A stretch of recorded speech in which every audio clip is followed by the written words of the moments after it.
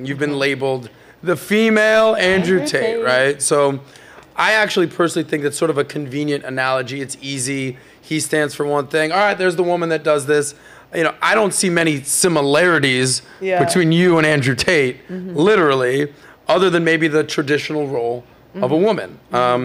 So, you know, Andrew Tate, badass, 6 foot, I mean, you're all pretty tall, I'll give you that. You know, 6'2", kickbox champion, multi-millionaire, driving Bugattis, hanging out with hot chicks, you know, body count to infinity. I'm like the cheapest person ever. Yeah, he's balling out, you know, he's spending money. Girl. You know, your body count, I assume, is low. You're not exactly driving Bugattis. You're kind of that. You're not exactly fighting people. I don't know if you've ever been in a physical altercation, or at least recently. I actually am. I'm learning to box now, you know. To protect yourself. So I just think that it's a convenient analogy. I get it. I've also interviewed him a handful of times. I think he's the man. You know how I feel about him. But so do you think? Why do you think you've earned this nickname? And do you like it? Do you find some contentiousness with it? What are your thoughts? Well, I'm a fan of Andrew Tate, so I mean, I take it as a compliment. I think if you're more like involved, like you know more about the space, you're familiar with the content, you would see where we differ. Like I've never heard him say women shouldn't vote. You know, I think that's more of a me thing. So you're more hardline on women than Andrew Tate? Probably, yeah. Okay. You're the more right-wing Andrew Tate. Yeah. Like I think I'm further than him. I was like, I don't know. I was like, interesting. You beat Andrew. I was like, I don't even know how he feels about this comparison. He's like, I think women should vote. I swear. Where else do you think you guys differ? Me and Andrew Tate.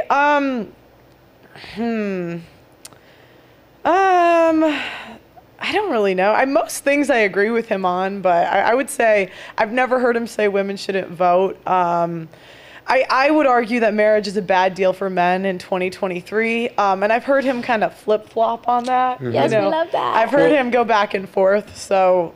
Interesting that you use the word flip-flop, but, you know, I would say that Andrew Tate, since we ended up speaking with him almost 2 years ago to today, and everything that's happened with him, is that he's evolved. His opinions have changed. His lifestyle has changed, what the circumstances he's been dealing with. Yeah, but that's my point, though. Like, initially, maybe we might have agreed, but now it's like, I don't know if we do. So it's fair to say that he's evolved. Yeah. Right? So look into the future, 2 years down the road. Let's say you've been making content for a few years now, blew up. What do you think that you're most likely to evolve on, ideologically? I don't know. It's hard to predict the future. I don't know. Meaning, how about this? Are there some stances like the women can't vote, the women are dumber, the women are that you're like, you know what?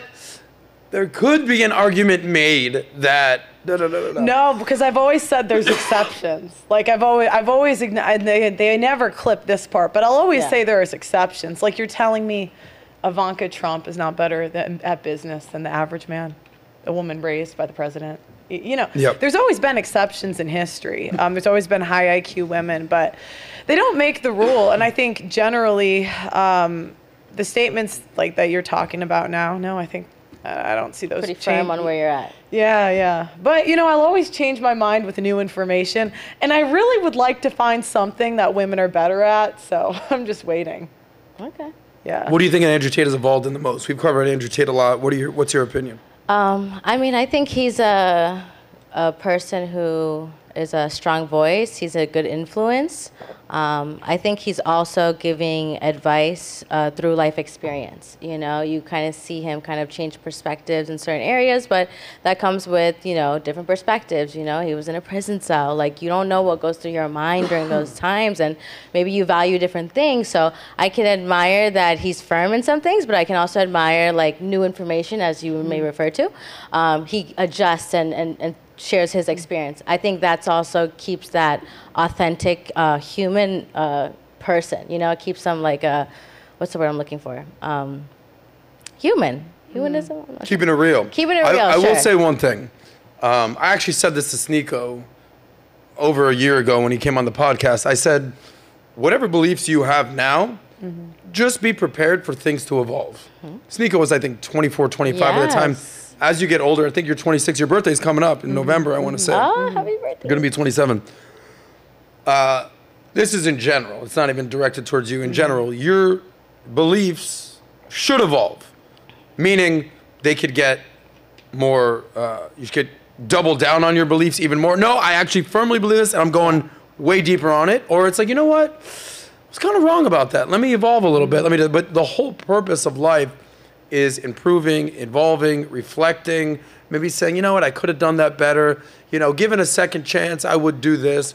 So I think you are going to evolve at some point. At some point, you're going to want to be a mother and a wife, and you know things might change. I'm not saying that you need to even name that now, but I don't think evolving is a bad thing. Yeah. I think it's natural. No? Yeah, no, I think opinions change over time. Okay. Yeah.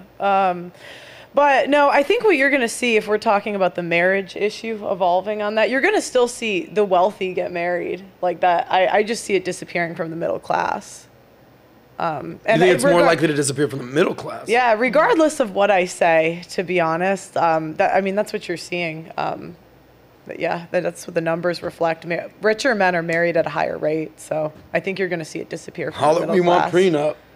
I will say one thing. And I will say, just from anecdotally interviewing guys, rich men fare a bit better off in divorce because typically they have the ability guys. you know, a lot of times wealthy men, if they lose their wealth, they can make it back. Where it's the men that I see on the brink of suicide that have like a tougher time with it are the men that have worked the same job 25 years, have a pension, and their wife takes half. They never recover. Whoa, whoa, whoa. If you like that one, click right here to watch the full SOSCAST.